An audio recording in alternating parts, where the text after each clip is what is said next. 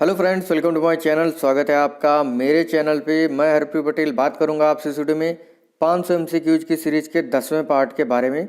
और आज का जो हमारा टॉपिक है उसका नाम है चिंतन और NCF 2005। ये टॉपिक बहुत ही महत्वपूर्ण है। आपके एग्ज़ाम में जो है 2 से 3 अंक का आ सकता है, दोनों से मिला करके। चैनल पर अगर आप पहली बार आए हैं, चैनल सब्सक्राइब कर लीजिएगा, बेल आइकन दबा दीजिएगा, जिससे कि आपको नई वीडियोज़ की नोटिफिकेशन समय से मिलते रहे। अगर आपने पिछले 165 प्रश्न नहीं देखे हैं तो ज़रूर देखिएगा, डिस्क्रिप्शन में आपको प्लेलिस्ट का लिंक दे दिया जाएगा। अगर आपको वीडियो अच्छा लगे लाइक कर दीजिएगा, शेयर कर दीजिएगा। ध्यान से पढ़िएगा इस टॉपिक को, NCF 2005 और चिंतन को, क्योंकि इनसे एग्ज़ाम में जो है हमेशा प्रश्न पूछे ही जाते हैं। पहला प्रश्न हमारा वेरी इंपॉर्टेंट प्रश्न है। सृजनात्मकता से जुड़ा हुआ चिंतन होता है आलोचनात्मक चिंतन, स्वली चिंतन, अपसारी चिंतन या अभिसारी चिंतन। देखिए, सृजनात्मकता से जुड़ा हुआ जो आपका चिंतन होता है ये होता है आपका अपसारी चिंतन, डाइवर्जेंट थिंकिंग। ठीक है, देखिए सृजनात्मक चिंतन जो है वो अपसारी चिंतन कहलाता है। इसमें जो व्यक्ति होता है वो एक समस्या का बहुत प्रकार से हल सोच सकता है। जैसे दिवाली पर 5 लाइनें लिखिए, होली पर 5 लाइनें लिखिए, तो मतलब सृजनात्मकता से जुड़ा हुआ चिंतन आपका अपसारी चिंतन होता है। ठीक है, अगला है किस चिंतन में व्यक्ति केवल एक समस्या का केवल एक निश्चित हल खोज पाता है। स्वली चिंतन, यथार्थवादी चिंतन, अभिसारी चिंतन या अपसारी चिंतन। देखिए, जो आपका कन्वर्जेंट थिंकिंग है, अभिसारी चिंतन, इसमें जो व्यक्ति होता है वो एक समस्या का केवल एक ही हल ढूंढ पाता है। जैसे हमारे देश के प्रथम प्रधानमंत्री कौन थे? नेहरू जी थे। तो इस तरीके से केवल एक समस्या का केवल एक हल ढूंढ पाता है अभिसारी चिंतन में। ठीक है, इस चीज को आप लोग ध्यान रखिएगा। अगला प्रश्न है पेड़ों के 5 लाभ लिखिए। पेड़ों पर 5 लाभ लिखिए, ये प्रश्न है। यह किस प्रकार के चिंतन से जुड़ा हुआ है? अभिसारी चिंतन, अपसारी चिंतन, आलोचनात्मक चिंतन या स्वली चिंतन। मैंने आपको बताया था कि जो आपका डाइवर्जेंट थिंकिंग है, अपसारी चिंतन, इसमें एक समस्या का कई प्रकार से हल निकाला जा सकता है। पेड़ों के 5 लाभ, कई प्रकार से 5 लाभ हम लिख सकते हैं। एक व्यक्ति अलग लिखेगा, दूसरा व्यक्ति अलग लिखेगा, तो अपसारी चिंतन पर आधारित ये प्रश्न होगा। ठीक है, और एक समस्या का केवल एक निश्चित हल, वो आपका अभिसारी चिंतन, कन्वर्जेंट थिंकिंग होगा। अगला है चिंतन के कितने साधन होते हैं? 2, 3, 4, 5। थिंकिंग के कितने साधन होते हैं? ये होते हैं आपके 4। इस चीज़ को आप लोग ध्यान रखिएगा। अगला प्रश्न इसी पर आधारित है। चिंतन का कौन सा साधन नहीं है? प्रतिमा, भाषा, चित्र, संप्रत्यय। देखिए, चिंतन के मैंने आपको 4 साधन बताए हैं, उसमें ये 4 ऑप्शन दिए गए हैं, उसमें से एक नहीं है। तो आपका ऑप्शन जो C है, चित्र, ये आपका चिंतन का साधन नहीं है। बाकी प्रतिमा, भाषा, संप्रत्यय और प्रतिज्ञप्ति ये जो है आपके चिंतन के 4 साधन हैं। ठीक है, इस चीज़ को आप लोग ध्यान रखिएगा। अगला प्रश्न है, बहुत ही इम्पॉर्टेंट परिभाषा है और एग्जाम में पूछी जा सकती है। चिंतन मानसिक क्रिया का ज्ञानात्मक पहलू है। ये कथन किसका है? मन का, नन का, रास का, रूसो का। चिंतन मानसिक क्रिया का ज्ञानात्मक पहलू है, ये कहा है रास महोदय ने। अगला प्रश्न है चिंतन एक प्रकार का दृश्य व्यवहार है जिसमें सामान्य रूप से प्रतीकों का प्रयोग होता है। यह स्टेटमेंट किसका है? गैरेट का, सिल्वरमैन का, रॉस का, कागन का।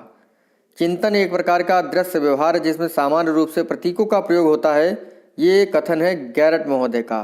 देखिए, जो आपका चूहा होता है, रैट, देखिए रैट निकल रहा है, वो अदृश्य रूप से प्रतीकों को छोड़ते हुए चलता है। जब वो दौड़ता है इधर उधर, आप नहीं देख पाते हैं कि चूहा कहाँ जा रहा है।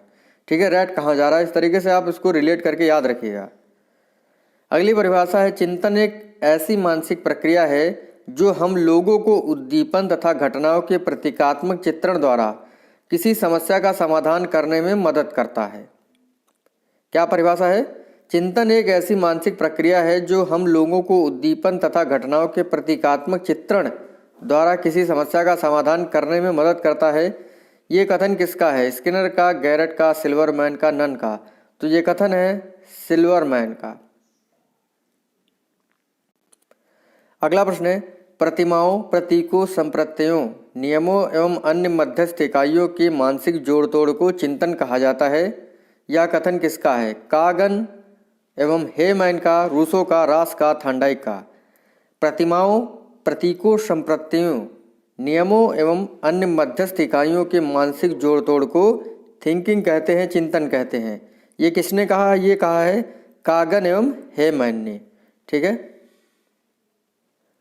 अगला प्रश्न है, जिम्बार्डो तथा रुक ने चिंतन को कितने भागों में बांटा है? 2, 3, 4, 5। देखिए, जिम्बार्डो तथा रुक ने चिंतन को 2 भागों में बांटा है। एक बताया आपका स्वली चिंतन। स्वली चिंतन ऐसा होता है जिसमें हमारी कल्पना युक्त अभिलाषाएं होती हैं, इच्छाएं होती हैं, ड्रीम्स होते हैं। ठीक है। और ये जो होता है ये कल्पना पर आधारित होता है, इसमें कोई भी समस्या का समाधान नहीं होता है। दूसरा बताया यथार्थवादी चिंतन। यथार्थवादी चिंतन, देखिए ये ऐसा चिंतन होता है जिसमें समस्या का समाधान होता है और इसको भी 3 भागों में बांटा गया है। यथार्थवादी चिंतन को जो है 3 भागों में बांटा गया है। कौन कौन से? अभिसारी चिंतन, दूसरा आपका अपसारी चिंतन, तीसरा आपका आलोचनात्मक चिंतन।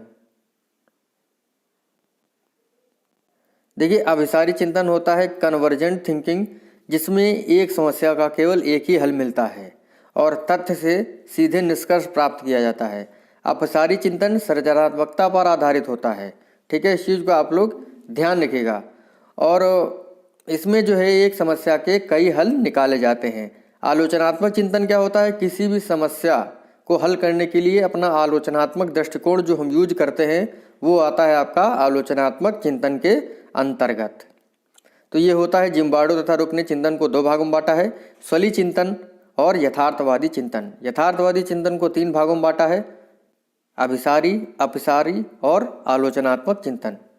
अगला प्रश्न है, ह्यूजोज ने चिंतन के कितने सोपान बताए हैं? 2, 3, 4, 5। ह्यूजोज थे, इन्होंने चिंतन के 4 सोपान बताए हैं। पहला सोपान बताया है समस्या का आकलन। क्या बताया है? समस्या का आकलन। दूसरा बताया है संबंधित तथ्यों का संकलन, यानी समस्या का आकलन कर लिया, फिर उसको हल करने के लिए तथ्यों को क्या कर लिया? तथ्यों का संकलन कर लिया। ठीक है। फिर दूसरा इन्होंने सोपान बताया, तीसरा सोपान बताया है निष्कर्ष पर पहुंचना। किस पर पहुंचना? निष्कर्ष पर पहुंचना। और चौथा बताया है निष्कर्ष का परीक्षण। देखिए, पहले समस्या का आकलन कर लिया कि समस्या कैसी है, फिर उसको हल करने के लिए तथ्यों का संकलन कर लिया, फिर उसके बाद निष्कर्ष पर पहुंच गए, फिर उसके बाद निष्कर्ष का परीक्षण कर लिया। तो ह्यूजोज ने चिंतन के 4 सोपान बताए हैं। अगला है निगमनात्मक चिंतन किस प्रकार का है? अभिसारी है, अपसारी है, आलोचनात्मक है या इनमें से कोई नहीं? जो आपका निगमनात्मक चिंतन है वो आपका अभिसारी चिंतन होता है। ठीक है, इस चीज़ को आप लोग ध्यान रखिएगा। तो ये तो जो प्रश्न थे ये चिंतन यानी थिंकिंग पर आधारित थे। अब आपके प्रश्न आएंगे एनसीएफ 2005 पर। नेशनल करिकुलम फ्रेमवर्क, राष्ट्रीय पाठचर्या रूपरेखा 2005। आरटीई एक्ट के बारे में तो पहले ही बात हो चुकी है, अब एनसीएफ के बारे में बात होगी। अगला है लर्निंग विदाउट बर्डन, बिना बोझ की शिक्षा किसका फार्मूला है? एनसीएफ 2005 का फार्मूला है ये। अगला है एनसीएफ 2005 की समिति की अध्यक्षता किसने की? डॉक्टर राधाकृष्णन जी, डॉक्टर राजेंद्र प्रसाद, प्रोफेसर यशपाल जी, भीमराव अम्बेडकर जी। तो एनसीएफ 2005 की अध्यक्षता की थी प्रोफेसर यशपाल जी ने। अगला प्रश्न है सभ्यता और प्रगति किसका निबंध है? विवेकानंद जी का। स्वामी विवेकानंद जी, रविन्द्रनाथ टैगोर जी, महात्मा गांधी जी, सरदार वल्लभ भाई पटेल जी। सभ्यता और प्रगति जो निबंध है ये एनसीएफ 2005 से जुड़ा हुआ है। मतलब कह सकते हैं सभ्यता और प्रगति में जो बातें हैं वो एनसीएफ 2005 में सम्मिलित की गई हैं। तो ये सभ्यता और प्रगति जो निबंध है ये रविन्द्रनाथ टैगोर जी का है। बी ऑप्शन आपका सही होना चाहिए। सही नहीं होना चाहिए, सही है मतलब। और गीतांजलि जो है ये पुस्तक है रविन्द्रनाथ टैगोर जी की। अगला प्रश्न है एनसीएफ 2005 के मुख्य सुझाव नहीं है। पूर्व ज्ञान का उपयोग, मोटी मोटी बुक्स को सही माना, करके सीखने पर जोर, दंड वर्जित। एनसीएफ 2005 का मुख्य सुझाव नहीं है मोटी मोटी बुक्स को सही माना। ये कहते हैं, इन्होंने कहा है लर्निंग विदाउट बर्डन, बिना बोझ के शिक्षा, और करके सीखने पर जोर दिया है। मोटी मोटी किताबों को पढ़ने पर जोर नहीं दिया है। तो ये जो है सुझाव नहीं है। बाकी पूर्व ज्ञान का उपयोग करना, करके सीखने पर जोर और दंड वर्जित, इन बातों पर बात की है एनसीएफ 2005 में। अगला प्रश्न एनसीएफ 2005 का कौन सा सिद्धांत नहीं है? ज्ञान को विद्यालय तक सीमित ना रखा जाए, रटने पर जोर देना, सर्वांगीण विकास पर जोर, देश के लिए चिंतन का विकास। तो जो है कौन सा सिद्धांत एनसीएफ 2005 का नहीं है? देखिए, रटने पर जोर देना। एनसीएफ 2005 रटने पर जोर देने को बढ़ावा नहीं देता है। बाकी ज्ञान जो है वो विद्यालय तक ना सीमित रहे, सर्वांगीण विकास हो बच्चे का, देश के लिए चिंतन का विकास, इन बातों पर बात की गई है। रटने पर जोर नहीं दिया गया है। तो आपका बी ऑप्शन सही होगा। और भी एक सिद्धांत है, जो परीक्षाएं हैं वो लचीली होनी चाहिए, ठीक है, और कक्षा 10 की परीक्षा को ऐच्छिक रखा गया है। ऐच्छिक मतलब कोई साइंस ले सकता है, कोई आर्ट ले सकता है। इसी वजह से जो है 10th की परीक्षा को ऐच्छिक परीक्षा कहा जाता है। अगला एनसीएफ 2005 का मुख्य सुझाव है सतत एवं व्यापक मूल्यांकन ना होना चाहिए। खेल को महत्व देना, बिल्कुल सही है, यही आपका होगा। परीक्षा का डर दूर ना करना, ये तो नहीं है। तो इनमें से कोई नहीं। देखिए, आपका बी ऑप्शन सही है। एनसीएफ 2005 का सुझाव है कि बच्चों को जो है खेल करके खेल में जो है ज्ञान देना। अगला एनसीएफ 2005 का पूरा नाम क्या है? मतलब एनसीएफ का पूरा नाम क्या है? देखिए, हिंदी में कहते हैं राष्ट्रीय पाठ्यचर्या रूपरेखा, और इंग्लिश में कहा जाता है नेशनल करिकुलम फ्रेमवर्क, ठीक है। सी ऑप्शन आपका सही होगा। अगला प्रश्न है, अंतिम प्रश्न हमारे स्टूडियो का, एनसीएफ 2005 किस बैठक का परिणाम है? 14 जुलाई 1900 2005, 14 जुलाई 19 जुलाई 2005, 12 जुलाई, 13 जुलाई 2006, 14 जुलाई, 19 जुलाई 2004, 14 जुलाई, 19 जुलाई 2007। तो एनसीएफ 2005 जो है इसकी अध्यक्षता की थी प्रोफेसर यशपाल जी ने, और जो एनसीएफ 2005 है वो रविन्द्रनाथ टैगोर के निबंध सभ्यता और प्रगति से जुड़ा हुआ है। और एनसीएफ 2005 जो है 14 जुलाई और 19 जुलाई 2004 की जो बैठक हुई है उसका परिणाम है।